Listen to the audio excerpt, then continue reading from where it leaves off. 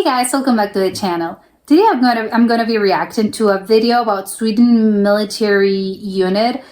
Our Swedish is the Swedish military sort of famous in the world of battles and the navy and the military. I have no idea. I don't think I've ever heard about the Swedish military, so I am very intrigued of how they're like and how are they ruthless? I don't know. We're gonna find out. So let's check it out and comment, like and subscribe.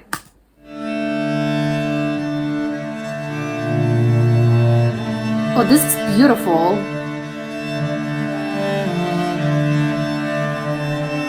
What part of Sweden is this? Is this the north? Doesn't look that snowy. Jägarbataljonen är arméns främsta förband för strid på djupet av motståndarens gruppering.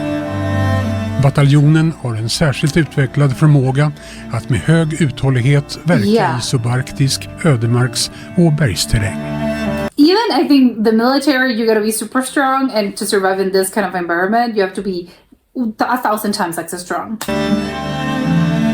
Striden på djupet är ett värdefullt och nödvändigt komplement till brigadernas strid. Det handlar ytterst om att bidra till att påverka motståndarens krigföringsförmåga genom att långsiktigt bryta ner dennes moraliska och fysiska kraft. Jägarstriden bidrar till att forma motståndaren för ett avgörande. It's gonna be so cold.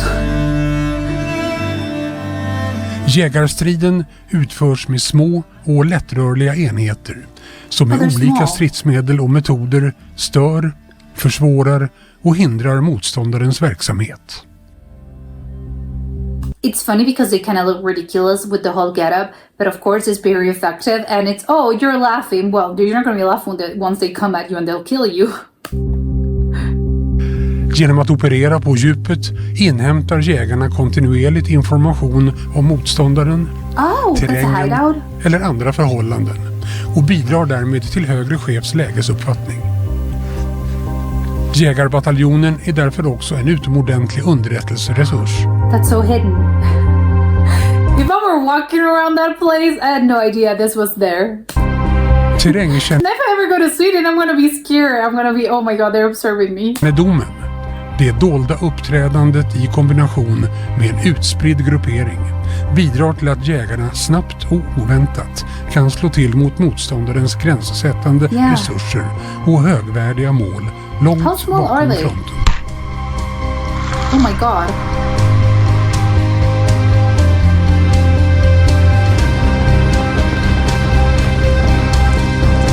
The people, the guys who work in this battalion, in this thing, they gotta be, I'd be super scared of them. They are strong sort of mentally, they are strong physically, I don't know, they're a whole another breed. Oh my god. That's an airplane.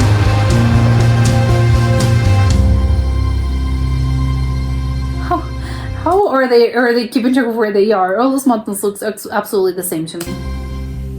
De mål jägarbataljonen verkar mot kan vara motståndarens långräckviddiga bekämpningssystem, luftvärn, ledningsplatser, försörjningsvägar och underhållsbaser. They have everything. Allt i enlighet med högre chefs prioriteringar. Yeah. Oh my god, it's gonna explode. Ah! I'm scared. Is that a bomb?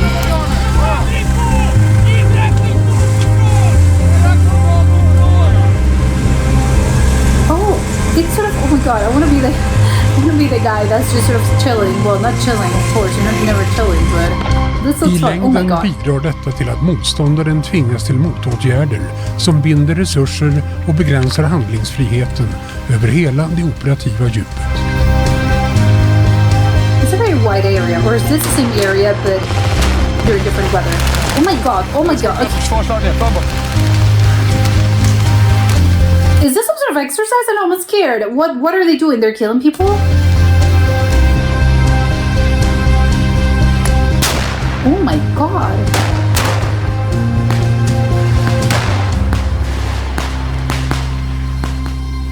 I don't know, this is too much for me. I don't know how people do this.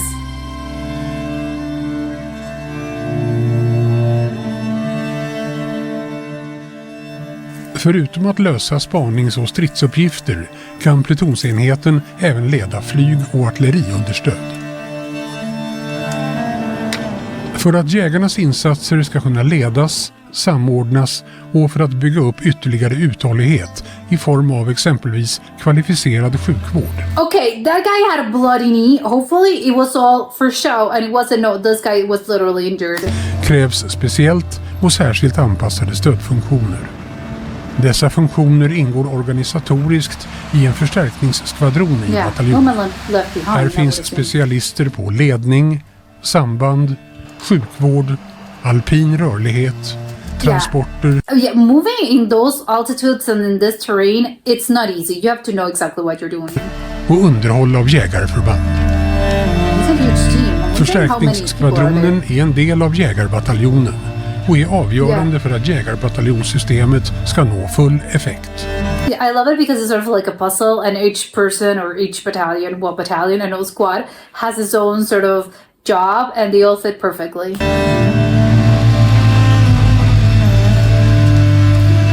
It runs like a well-oiled machine, I would assume.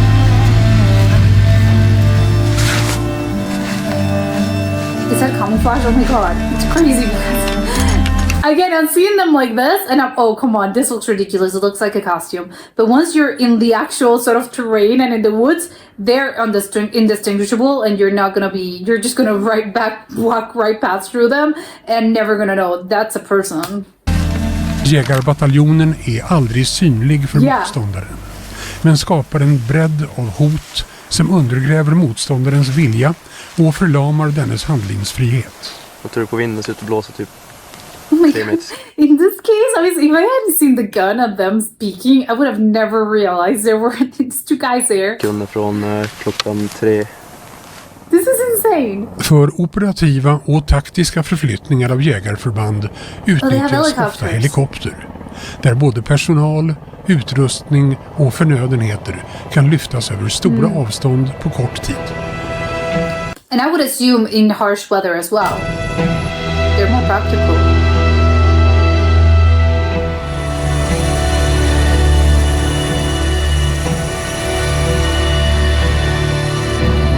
Looks so pretty. The whole place where they are, it's gorgeous.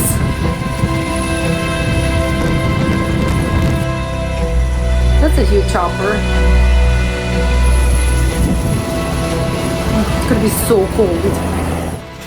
Plus the wind. Jägarbataljonens kärna och främsta taktiska enhet. Did they build this? Okay, that's crazy. Är jägarplutonen. Det är en lättrörlig, självständig och uthållig enhet som utan tillförsel av förnödenheter verkar under påfrestande klimat och terrängförhållanden. Oh my God, we're talking difficult terrain. I'm not joking. It's difficult. Yeah, they're literally climbing mountains. Snow-covered mountains. They were telling through this. Oh my God. You have to know so many things, so many skills in order to do this, to be in the squad. They're just mountain climbers. This is crazy. But no, they're in the military. It's not for sport. Utbildningen till jägarsoldat är lång och både fysiskt och mentalt krävande. I couldn't even imagine this. Den enskilde jägarsoldaten är jägarbataljonens viktigaste byggsten. Oh my God, därför är både de psykiska och fysiska kraven på individen mycket högt ställda. Yeah. I would assume, and if you don't pass, well, sorry, you're out. You just don't cut it. You have to know everything. Swim, run, walk, shoot, drive everything, rappel, hike, climb. Oh, okay, look, yeah, they're as if they're saving someone. I don't know which one's...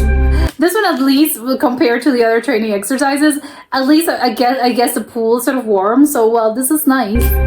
Nicer than the other sort of training exercises.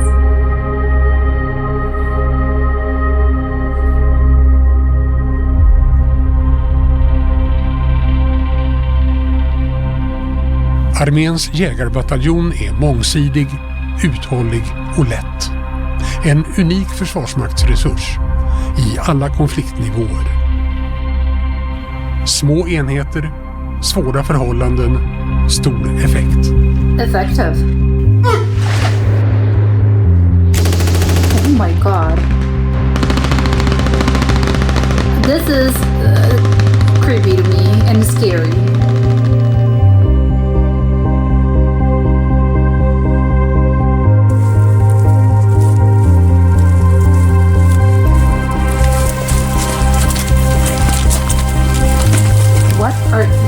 What? I have no idea. He was carrying something that looked incredibly heavy.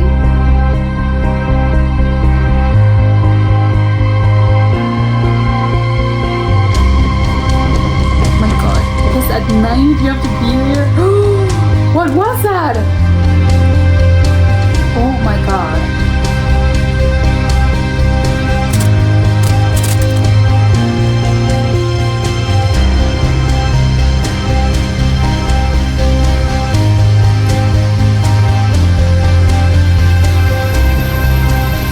Synchronized, actually walking at the same time.